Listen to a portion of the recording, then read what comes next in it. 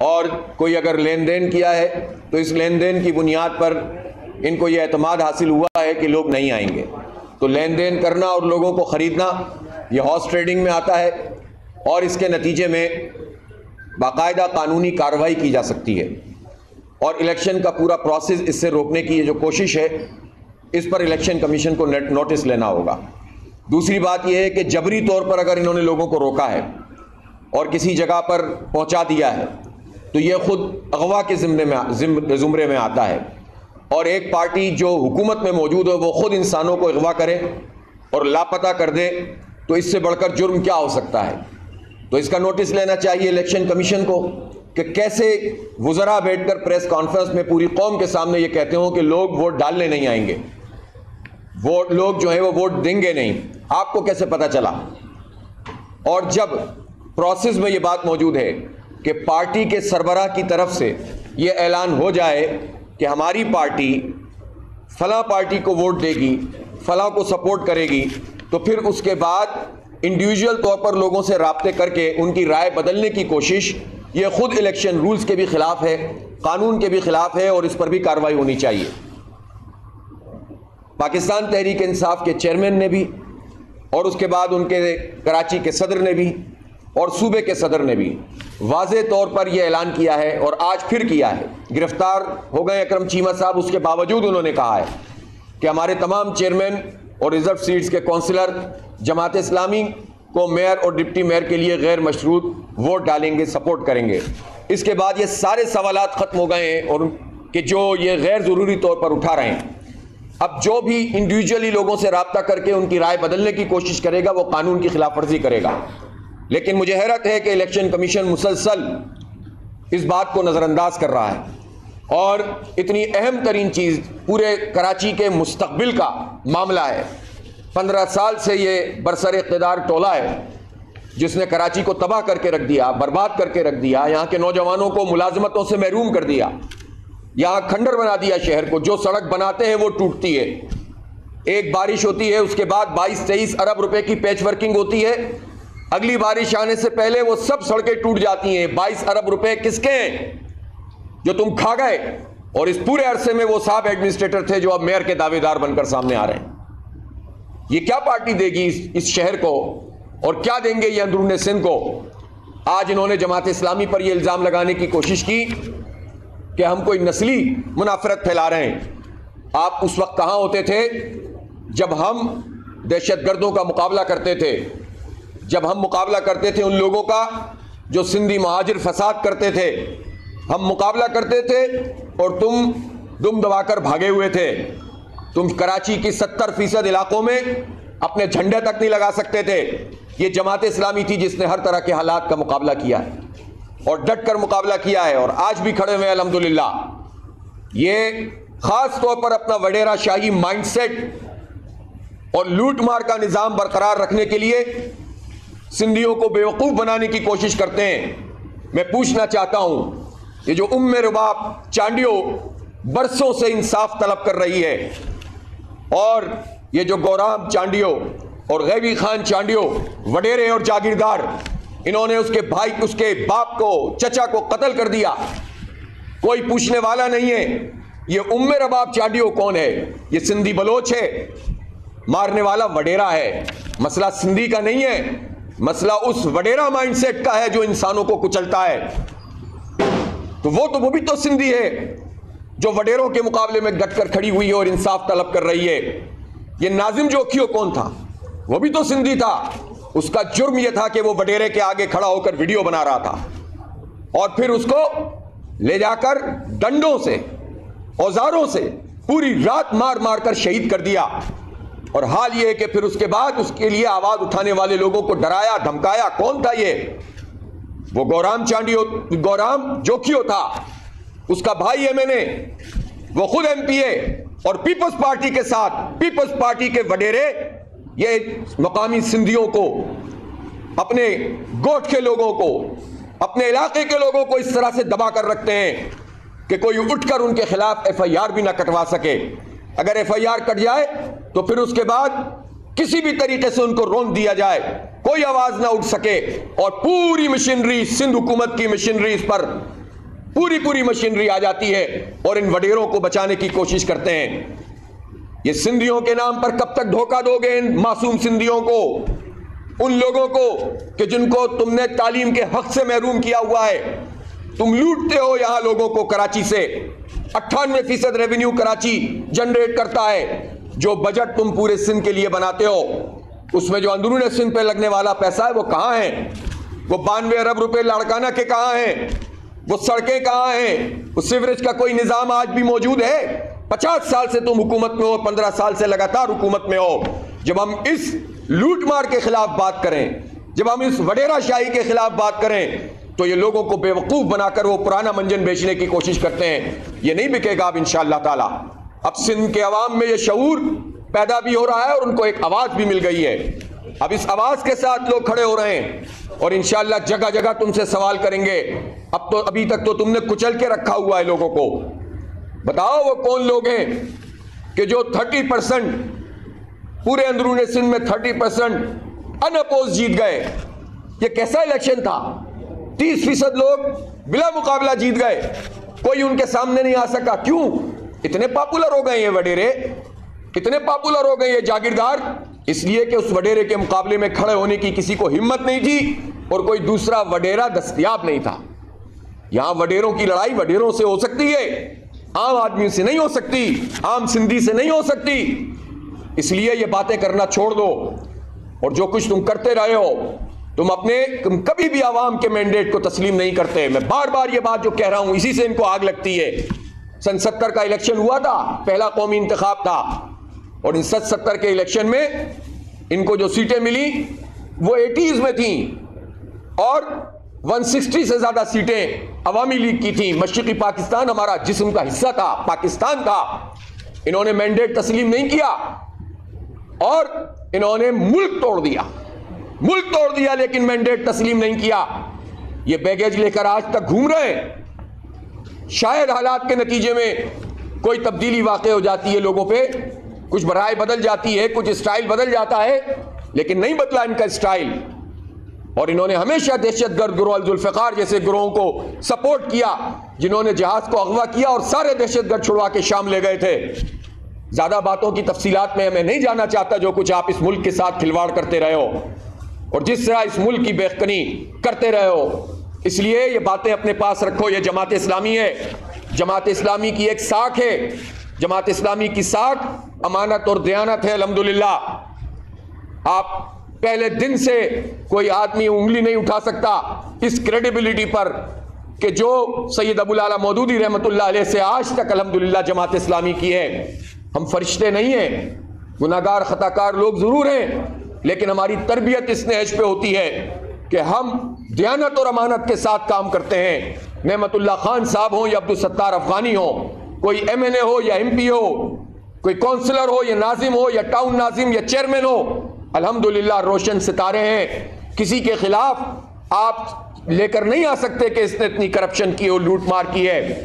اور اگر کسی سسٹم میں کہیں پر کبھی اگر غلطی کا احتمال ہوتا بھی ہے تو جماعت کا اپنا نظام اس کو درست کر دیتا ہے, اس لیے کہ انسانوں کی جماعت ہے. لیکن یہ کریڈیبلٹی اور یہ جو ساکھ ہے اس کو ہمارے بدترین مخالفین بھی تسلیم کرتے ہیں. پوری دنیا تسلیم کرتی ہے, سپریم کورٹ تسلیم کرتا ہے, تمام عدالتیں تسلیم کرتی ہیں. اسی طرح سے آج انہوں نے ایک اور بات کہی ہے, جب کچھ بھی نہیں ملتا تو چاند پہ تھوکتے ہیں, چاند پہ تھوکا ہوا منہ پہ آتا ہے. کہتے ہیں کہ الخدمت کے پیسے وصول کیے اور استعمال کیے ہیں. او بھائی, الخدمت جو ہے, الخدمت یہ وہ ادارہ ہے کہ جس کا باقاعدہ آڈٹ ہوتا ہے, وہ ادارہ ہے جس میں پوری سسٹم موجود ہے, ایک ایک پائی کی آمد اور خرچ کا, اور یہ نظام موجود ہے کہ جس مد میں جو پیسے آتے ہیں اسی مد میں خرچ ہوتے ہیں. ہمارے جو ڈونرز ہیں وہ اس بات کو اچھی طرح سے جانتے ہیں. میں بتاتا ہوں کہ الخدمت کیا کر رہی ہے. تم نے آئی ٹی کے لیے اس پاکستان میں اور اس صوبے میں کیا کیا؟ آج بھی الخدمت کے بنو قابل پروگرام کے تحت 10,000 بچے اور بچیاں فری آئی ٹی کے کورسز کر رہے ہیں اور انشاءاللہ ان کی جابز لگیں گی. دکھاؤ تم نے کیا کیا. اربوں روپے کا تمہارا بجٹ ہے, کھا گئے ہو. ہم لوگوں کے تعاون سے کام کر رہے ہیں اور لوگوں کو پڑھا رہے ہیں. تم بات کرتے ہو سندھی مہاجر کی. مراد علی شاہ صاحب کے علاقے میں تو الخدمت نے جا کر کیمپ لگایا تھا. تم نے تو آئی ہوئی امداد کھا لی, فراڈ کیا, خیمہ تک کھا گئے. بتاتے تھے اتنے ملین مچھردانیاں آئی ہیں. یہی شرجیل انعام میمن صاحب اتنے ٹینٹ آئے. وہ ٹینٹ کہیں دنیا میں وجود رکھتے ہیں اپنا؟ وہ مچھردانیاں کہیں پائی جاتی ہیں؟ وہ سارے ٹینکوں سے جو ڈالر برآمد ہوتے ہیں انہی مچھردانیوں کے پیسوں کے ہوتے ہیں. انہی سندھیوں کا استحصال کر کے پہلے تم انہیں ڈبوتے ہو. کیوں ڈوبے تھے وہ؟ دریائے سندھ میں سیلاب نہیں آیا تھا, زیادہ بارش ہوئی تھی بس, لیکن راستے تم نے روکے ہوئے ہیں. اور لیفٹ بینک کینال اور رائٹ بینک کینال کا جو ڈرین ہے اس کے جو 25-30 ارب روپے ہیں وہ تم کھا گئے ہو. تم نے وہ کام نہیں کیا جس سے سندھی ڈوبے. الحمدللہ جماعت اسلامی اس پر یقین نہیں رکھتی سندھی مہاجر, بلکہ ہم تو انسانیت میں یہ بھی نہیں دیکھتے کہ اس کا مذہب کیا ہے. الحمدللہ سب کی خدمت کی, ہندوؤں کی بھی خدمت کی, ہر زبان بولنے والے کی خدمت کی. یہ الخدمت ہے. ہم پانی کے پلانٹ چلاتے ہیں, ہم اسپتال چلاتے ہیں, ہم لوگوں کی خدمت کرتے ہیں اور ایک ایک چیز کا حساب دیتے ہیں. ہم تم سے حساب مانگتے ہیں اپنے 7,500 ارب روپے کا, جو محض ترقیاتی بجٹ کا 15 سال کا کی رقم ہے. ہمیں بتاؤ یہ 7,500 ارب روپے کہاں خرچ ہوئے ہیں؟ یہ کہیں گے ایسی فگر دے دی ہے. ہر سال کا ہم نے بجٹ نکالا ہے, اس بجٹ میں اس وقت کی ڈالر ویلیو لی ہے, ان ڈالروں کو جمع کیا ہے, اور آج کی ویلیو کے مطابق میں آپ سے کہتا ہوں کہ یہ 7,500 ارب روپے کا ترقیاتی بجٹ 15 سال کا, اس کا جواب دیں مراد علی شاہ. بڑے خوشی سے کہہ رہے تھے میں 12واں بجٹ پیش کر رہا ہوں. بتائیں کہ یہ پیسہ کہاں گیا؟ تعلیم کے 300 ارب روپے, 200 ارب روپے, صحت کے 200-300 ارب روپے کہاں جا رہے ہیں؟ جو آپ جن اسپتالوں کو دکھاتے ہیں ان میں سے بہت سارے ڈپارٹمنٹ تو ہمارے سیٹھوں کے چندوں سے چلتے ہیں, ان لوگوں کے چندوں سے چلتے ہیں کہ جو اپنی ڈونیشن سے کچھ شعبے بنا رہے ہیں. تمہارا نظام کیا کام کر رہا ہے؟ تمہارا نظام اگر کوئی کام کر رہا ہوتا تو محترم آصف علی زرداری صاحب کو اپنی آنکھوں کا علاج کرانے کے لیے دبئی نہیں جانا پڑتا, انہیں یہیں علاج کرانے کی سہولت مل جاتی, سرکاری اسپتال میں مل جاتی. انہوں نے مناسب نہیں سمجھا کہ یہاں علاج کروائیں, وہ اور دیگر علاج بھی وہیں سے کرواتے ہیں. اللہ تعالیٰ ان کو شفا عطا فرمائے, اللہ تعالیٰ ان کی بینائی میں اضافہ فرمائے اور ان کی وہ بینائی بھی بڑھا دے جس میں وہ ہمارا مینڈیٹ بھی دیکھنے کے قابل ہو سکیں کہ کراچی کے لوگوں نے کس کو مینڈیٹ دیا ہے. لیکن آپ عجیب لوگ ہیں, نہ تعلیم کی سہولت دے رہے ہیں, نہ صحت کی سہولت دے رہے ہیں, نہ سڑکیں بنا رہے ہیں, نہ پانی کا نظام بنا رہے ہیں. کیا جواب دیا مراد علی شاہ نے اس صحافی کا جس نے پوچھا تھا یہ بتائیں نلکوں میں پانی کب آئے گا؟ وہ وزیر خارجہ صاحب کہتے ہیں کہ میں ملک کا وزیر خارجہ ہوں اور ٹینکر میں پانی لیتا ہوں, نلکے میں پانی نہیں آتا. بھائی آپ کی حکومت ہے, ان 15 سال میں 7-8 سال آپ وفاق میں بھی حکومت میں شامل ہیں اور صوبے میں بھی آپ کی حکومت ہے. یہ K4 صوبے کو بنانا تھا, وفاق نے پھر مدد کا کہا.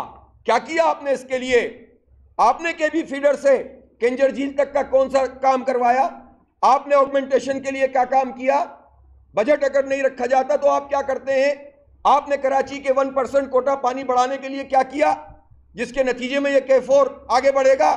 کچھ نہیں کیا آپ نے. S3 منصوبہ کہاں گیا؟ کمبائنڈ ایفلوئنٹ ٹریٹمنٹ پلانٹس کہاں گئے؟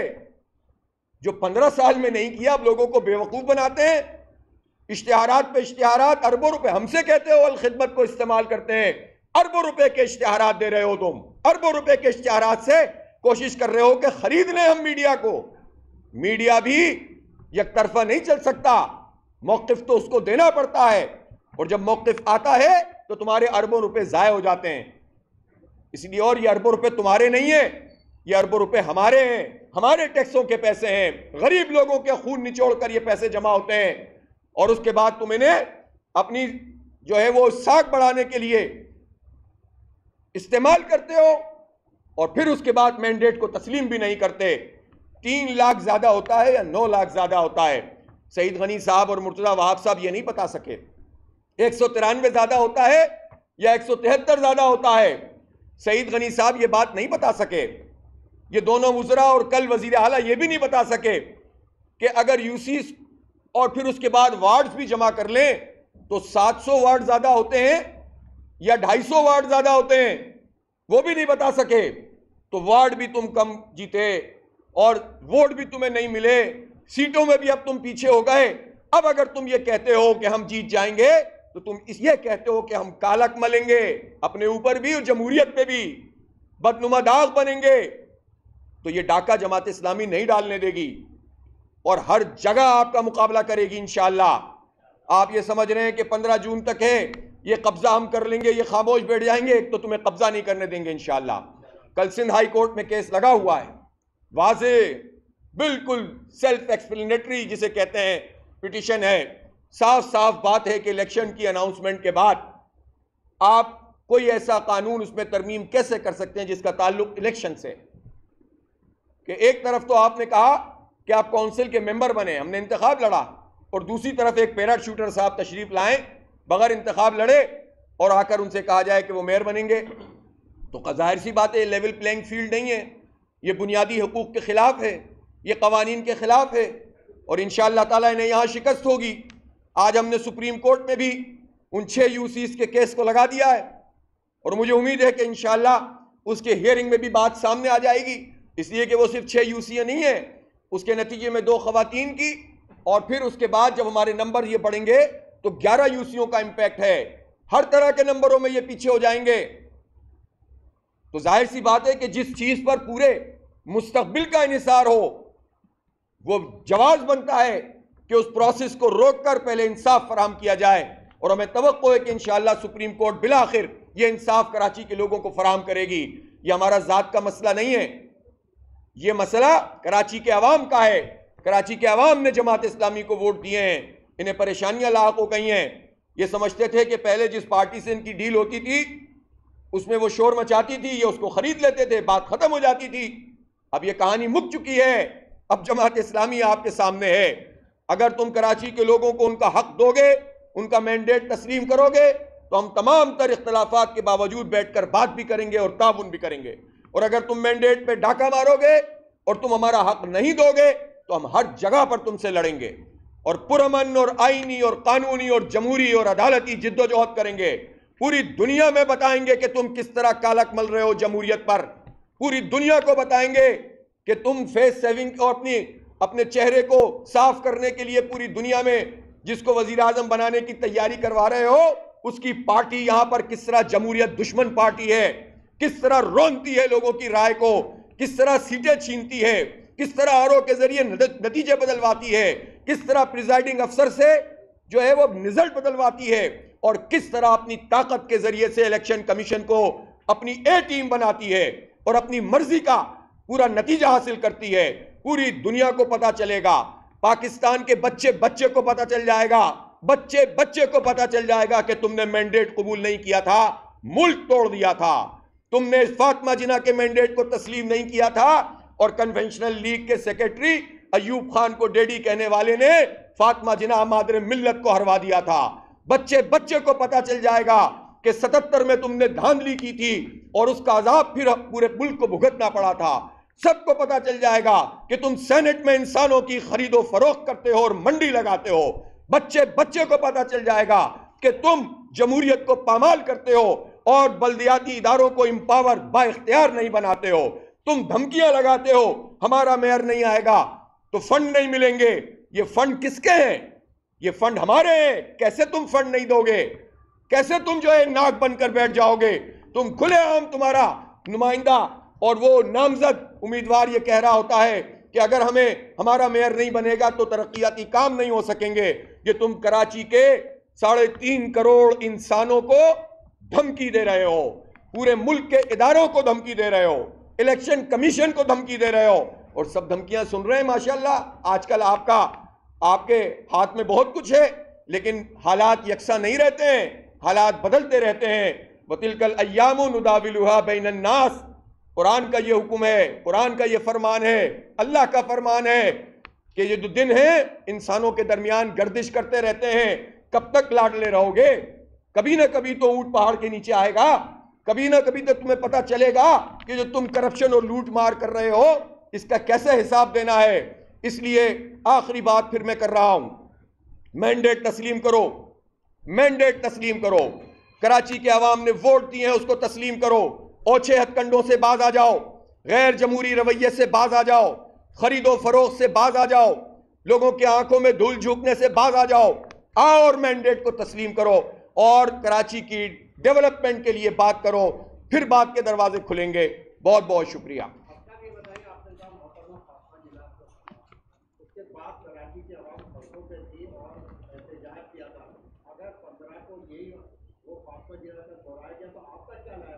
نہیں دیکھیں، میں نے تو آپ سے کہا ہے کہ کوئی بھی قبضہ اور کوئی بھی ڈاکہ جو عوام کے مینڈیٹ اور جمہوریت اور ہمارے مستقبل پہ پڑے گا اس کو ٹھنڈے پیٹوں برداشت نہیں کیا جائے گا۔ جو ہو سکے گا کریں گے انشاءاللہ، جو ہمارے آئین، قانون اور جمہوریت کے فریم ورک میں پرامن مزاحمت ہے وہ ہم کریں گے انشاءاللہ۔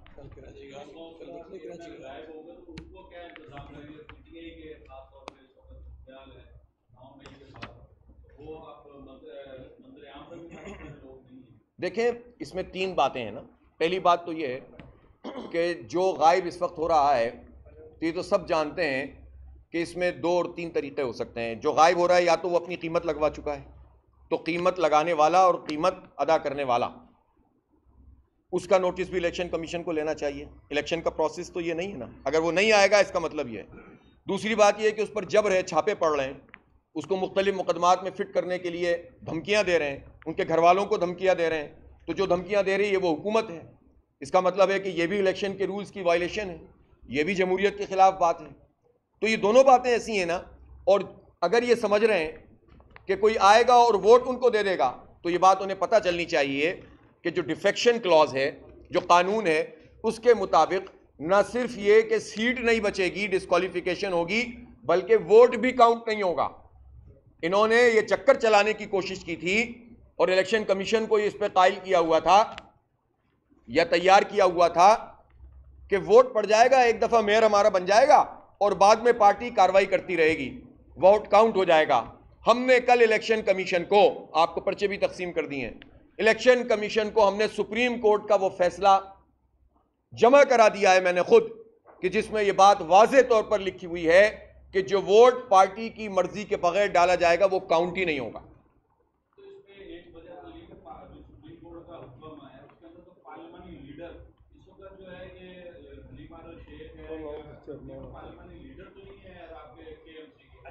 اسی میں شامل کر لیں کہ آج ان کا سیکرٹری جنرل جو سندھ ہے پی ٹی آئی وہ بھی ریزائن کر گیا ہے، اور جو منتخب نمائندے ہیں بہت سارے ہمارے رابطے میں وہ یہ کہتے ہیں کہ یہاں پارٹی ہماری نہیں ہے، ہم کس کی چنیں کس کی نہ چنیں، کس کی بات مانیں کس میں ہم جائیں۔ یہ باتیں وہ ہیں جو پیپلز پارٹی کے موقف کو جو ہے نا اضافہ کرتی ہے، اور پیپلز پارٹی بڑے تواتر کے ساتھ یہ پروپیگنڈا کر رہی ہے۔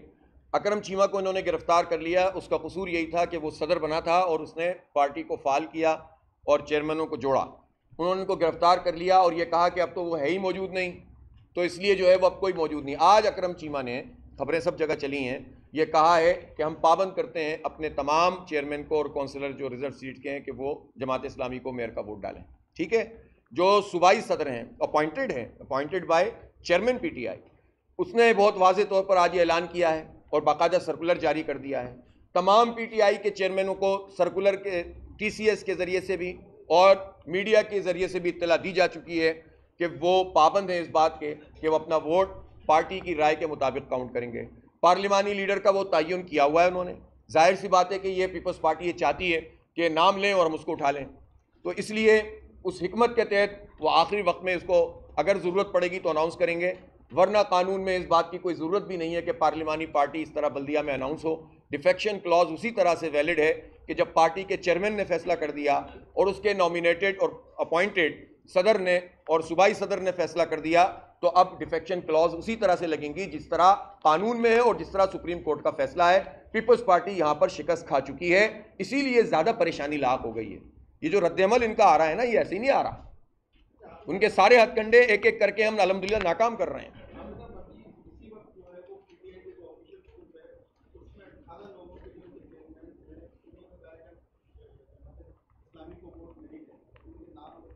نہیں، یہ آفیشیل گروپ کوئی نہیں ہوتا۔ آفیشیل گروپ وہ ہوتا ہے جو مرکز کا صدر یا جو ان کا صوبے کا صدر یا جو ان کا کراچی کا صدر ہوگا وہ اس کو جاری کرے گا۔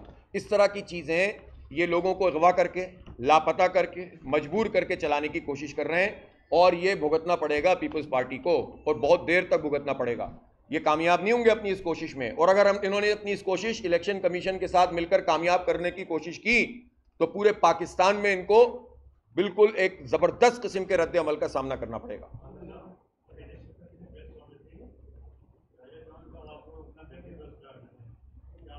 کون؟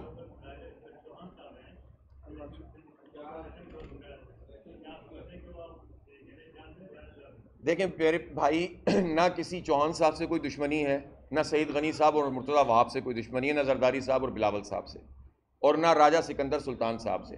ہر ایک کا اپنا ایک فنکشن ہے، اس کو آئین اور قانون کے مطابق انجام دینا پڑے گا.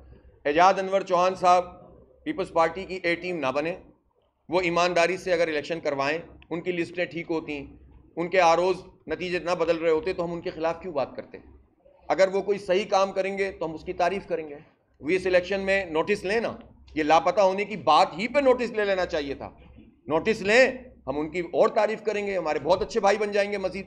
تو دوستی اور تعلق کا معاملہ، ذاتی دوستی اور تعلق تو سب سے ہوتا ہے، معاملات ہوتے ہیں اصل میں جس کے نتیجے میں رائے قائم کی جاتی ہے. دشمنی کسی سے بھی نہیں ہے.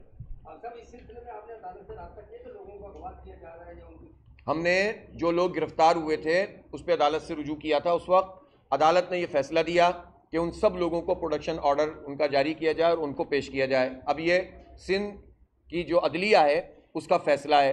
اس کے باوجود بھی کل سی ایم صاحب نے 4 کے بجائے 3 لوگوں کی بات کی، جبکہ پیپلز پارٹی نے یہی حرکت کی تھی. پولیس نے کہا کہ 3 لوگ گرفتار ہیں، تو پھر یہ آیا کہ نہیں، یہ فردوس نقوی صاحب کا نام ہی نہیں تھا پتہ. تو انہوں نے کہا بھی فردوس نقوی صاحب تو دنیا کو پتہ ہے کہ NICVD سکر میں ہے، تو آپ ہی کو نہیں پتہ، 15 منٹ میں ہمیں بتائیں. تو جا کے پولیس والے گئے اور انہوں نے 15 منٹ میں رپورٹ دی کہ ہاں وہ بھی موجود ہیں. لیکن آپ دیکھیں نا، یہ ڈٹائی ہوتی ہے کہ اگلے دن یعنی سی ایم کے لیول کا آدمی، مجھے حیرت بھی ہوتی ہے، مراد علی شاہ صاحب کو اس کا خیال بھی کرنا چاہیے اپنے منصب کا، کہ وہ وہاں پر بیٹھ کر کہہ رہے ہیں کہ 3 لوگ گرفتار ہیں، ہم ان کو پیش کر دیں گے. ارے بھائی، جتنے گرفتار ہیں وہ بھی پیش کریں، جو لاپتہ ہیں ان کو بھی پیش کریں، اور یہ بےمانی کرنا چھوڑ دیں تو آپ سے بھی دشمنی کوئی نہیں ہے.